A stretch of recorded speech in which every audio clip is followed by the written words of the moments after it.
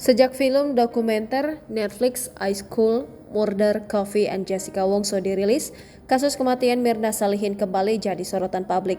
Sosok Imelda Wongso, ibunda Jessica Wongso tersangka pembunuhan Mirna Salihin pun ikut disorot. Imelda Wongso mengaku prihatin dengan kematian Mirna Salihin yang tak berdasar, sekaligus kesal dengan ketidakadilan pada hukuman untuk Jessica Wongso. Menurut Imelda, kematian Mirna Salihin bukan sepenuhnya karena sianida seperti yang digaungkan.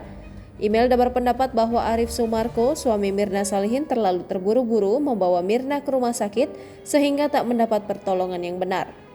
Kasih kesempatan dokter Grand Indonesia merawat dia, kan bisa dikasih oksigen, itu juga mau dikasih oksigen, terus langsung dijemput sama suaminya.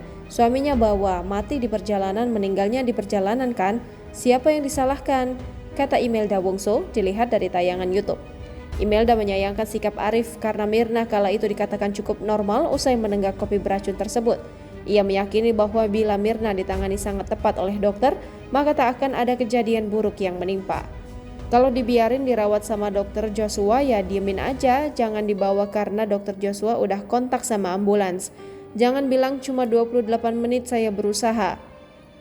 Biarin dokter Joshua menangani dulu supaya tenang di oksigen, bawa pakai ambulans gak akan meninggal, imbuhnya. Mestinya Mirna itu gak meninggal, saya sayang loh sama dia. Cuma ibu menyesalkan kalau suaminya tidak teledor dan kasih kesempatan ke dokter GI, pasti bisa menangani yang terbaik, pungkasnya.